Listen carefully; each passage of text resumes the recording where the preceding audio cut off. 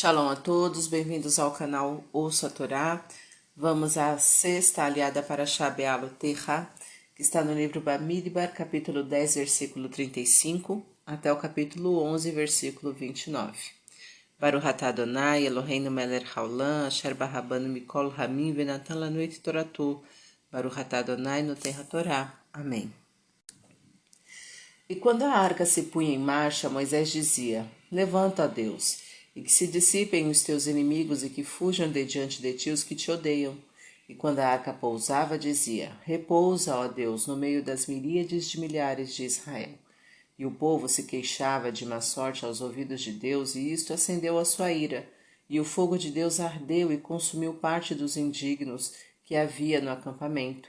E o povo clamou a Moisés, e ele orou a Deus, e o fogo se apagou. E chamou-se aquele lugar de Taberá, arderá, pois o fogo de Deus ardeu entre eles. E a mistura de gente que estava entre o povo foi possuída por um desejo, e voltaram a chorar com os filhos de Israel, dizendo: Quem nos fará comer carne? Lembramo-nos do peixe gratuito que comíamos no Egito, dos pepinos, melões, alhos porós, cebolas e alhos, e agora nossa alma está seca. Nada há diante de nossos olhos além do maná. E o maná era como semente de coentro, sua aparência era de cristal, e espalhava-se, e o povo o colhia, e o moía nos moinhos, ou pisava sobre ele no almofariz, e o cozinhava na panela, e fazia dele bolos, e o seu sabor era da umidade do azeite, e ao descer o orvalho da noite sobre o acampamento, o maná descia sobre ele. E Moisés escutou cada família do povo chorando à porta de sua tenda, e acendeu-se a ira de Deus, e isso também pareceu mal aos olhos de Moisés. E Moisés disse a Deus: Por que fizeste mal a teu servo? Por que não obtive graças diante de teus olhos, visto que puseste a carga de todo esse povo sobre mim? Porventura eu o concebi, dei-o à luz, para que me digas: leva-o no teu seio, assim como leva a aia a criança que mama, para a terra que juraste dar a seus pais? Onde terei eu carne para dar a todo esse povo que chora pedindo-a? Eu não posso suportá-lo sozinho, pois ele é pesado demais para mim, e se tu me fazes as coisas assim, mata-me logo, por favor, e não me deixes ver o meu mal. E Deus disse a Moisés: Ajunta-me 70 homens dos anciãos de Israel, daqueles que tu sabes que são os guarda do povo, e leve-os à tenda da reunião, e lá ficarão contigo. E eu descerei ali e falarei contigo, e o enobrecerei, e tirarei uma parte do espírito que está sobre ti, e o colocarei sobre os anciãos. E eles dividirão contigo a carga do povo, e não a levarás mais sozinho. E dirás ao povo: Preparai-vos para amanhã, quando comereis carne, pois choraste aos ouvidos de Deus, dizendo: Quem nos fará comer carne? Quão melhor era para nós a vida no Egito. E Deus vos dará carne e comereis. E não comereis somente um dia, nem 2, nem 5, nem 10, nem 20, mas sim durante um mês, até que vos enfastieis dela e a rejeiteis, pois rejeitastes a Deus, que está entre vós, dizendo: Por que saímos do Egito? E Moisés disse: Estou no meio de 600.000 homens que compõem este povo, e tu disseste: Dar-lhes-ei carne, e a comerão durante um mês. Degolar-se-ão para eles ovelhas e vacas que lhes bastem? Ajuntar-se-ão para eles todos os peixes do mar que lhes bastem? E Deus disse a Moisés: Será que o poder de Deus é pequeno? Verás agora mesmo se estas minhas palavras cumprir-se-ão ou não.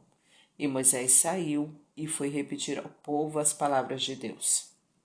E juntou 70 homens dos anciãos do povo e os fez ficar ao redor da tenda. E Deus apareceu na nuvem e conversou com Moisés e tirou o espírito que estava sobre ele e o colocou sobre os anciãos, e eles profetizaram naquele dia e depois nunca mais. E haviam ficado 2 homens no acampamento, cujos nomes eram Eldad e Medad, e pousou sobre eles o Espírito, pois estava entre os inscritos que não foram à tenda da reunião, e começaram a profetizar. E um moço correu para anunciar a Moisés que eles estavam profetizando, e Josué, filho de Num, servidor de Moisés, um dos moços escolhidos, disse: Moisés, meu senhor, encarcera-os? E Moisés lhe disse: Tu tens ciúme de mim? Quem dera que todo o povo de Deus fosse profeta, colocando Deus seu Espírito sobre ele. Amém. Baruch atah Adonai Eloheinu melech haolam, asher natan lanu torato, torat emet, v'chayo lo natan betorreinu, Baruch atah Adonai noten hatorá. Amém. Colocar a arca sagrada em marcha simboliza divulgar as leis divinas. A religião tem inimigos, aqueles que acham que ela é algo superado ou mera superstição. Porém, mais dia menos dia, essas pessoas vão reconhecer Deus como o único e verdadeiro Criador de todo o universo e vão poder aquilatar a veracidade de suas leis. Pousar a arca sagrada simboliza se ocupar com o estudo e cumprimento das leis divinas. Quando isto acontece, Deus se posiciona no meio do povo, protegendo e propiciando as pessoas à evolução espiritual. Cada pessoa deve passar em sua vida por situações que Deus considera importantes para a sua evolução. Essas situações podem ser desagradáveis, mas, se analisadas profundamente, são benéficas. São como um remédio amargo. A pessoa deve aceitar o seu destino como algo bom para ela agradecer a Deus pela oportunidade que lhe é dada de evoluir. Quem reclama sem motivo irrita a Deus, pois não está reconhecendo o bem que lhe é feito. Do mesmo modo que o fogo molda o ferro, o fogo de Deus simboliza a justiça divina que molda as pessoas. As ações de Deus podem não ser compreendidas neste mundo. Aos incrédulos que se tornam rebeldes, contumazes, Deus mostra sua justiça, mas só após a morte deles. Por isso ele consome, isto é, leva mais cedo deste mundo aqueles que têm pressa de entender a justiça perfeita que está por trás de seus atos. As pessoas podiam orar diretamente a Deus, mas não o fizeram, porque perceberam que ele tinha se afastado delas por causa de sua falta de reconhecimento. Podemos solicitar que alguma pessoa que sabemos é justa e tem muitos méritos junto a Deus intervenha em nosso favor quando dá solicitação de misericórdia ou algum pedido a Ele. Mas nunca devemos nos esquecer que é Deus quem decide o que faz, quem decide e faz o que é certo, e não o intermediário. Os agradecimentos, portanto, devem ser dirigidos primordialmente a Deus.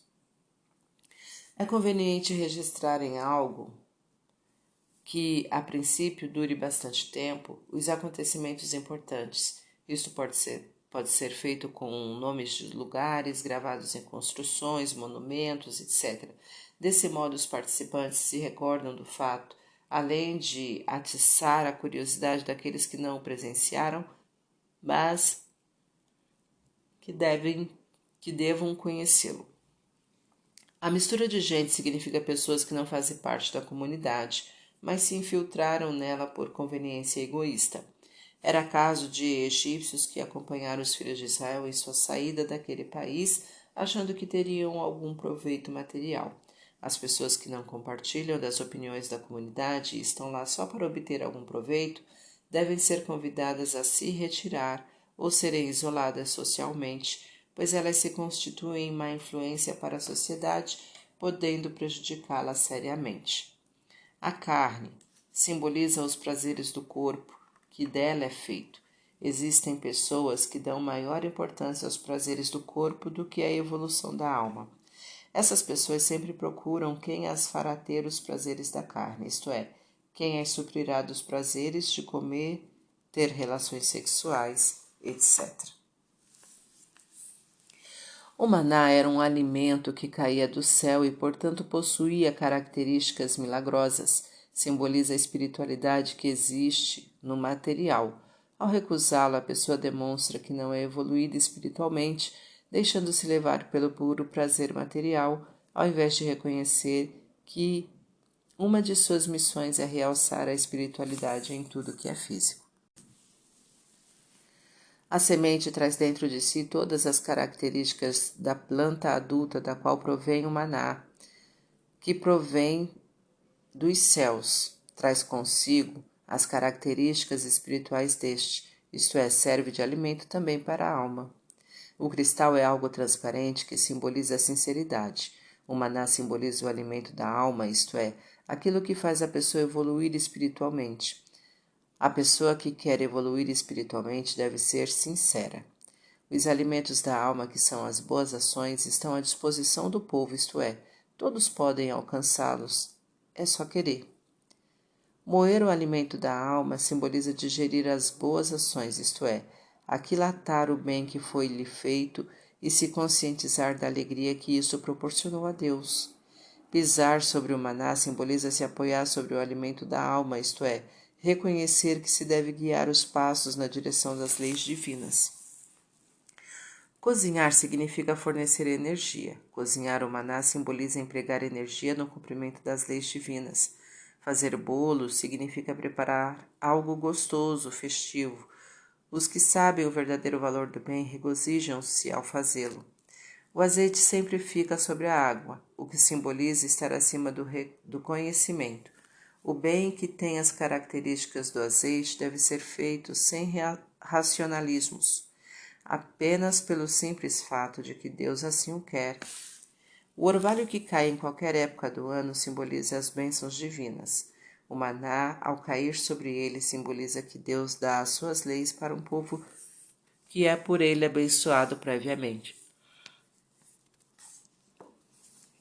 Quando Deus se irrita, o homem também deve fazê-lo, pois os valores divinos devem ser assimilados e seguidos por todos nós.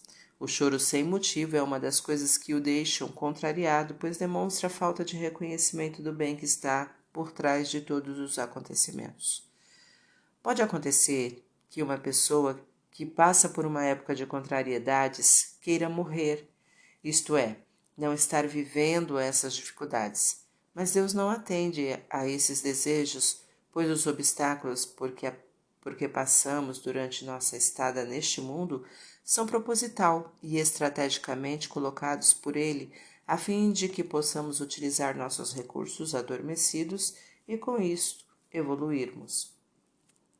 O número 70 corresponde a 10 vezes 7, simbolizando o respeito aos 10 mandamentos durante os 7 dias da semana. Dessa forma, os anciãos que simbolizam a experiência poderão ser considerados os guardiões do povo, pois o representam adequadamente diante de Deus. Antes de tirar algo tão importante de Moisés, Deus o enobrecerá diante do povo para que todos saibam que a retirada dessa capacidade não é decorrente de um castigo, mas sim de um merecimento, pois o bom líder merece ser cercado de bons auxiliares. Devemos fazer todo o possível para preservar a boa imagem de nossos semelhantes, procurando evitar mal-entendidos antes que eles possam vir a ocorrer. Mesmo contrariado, Deus poderá, a seu critério, atender a algum pedido nosso, mas isto pode não nos fazer bem, pois é aquilo que Deus gostaria que acontecesse, pois não é aquilo que Deus gostaria que acontecesse, mas sim fruto de nosso livre-arbítrio mal empregado. Não pense que só porque Deus o atendeu, ele concorda com você. Isso será verdade se você vir agir conforme a vontade dele. O castigo de Deus é aplicado na mesma moeda que o pecado que o justificou. Isso faz com que a pessoa sinta a mesma coisa que provocou no outro e assim não volte a errar.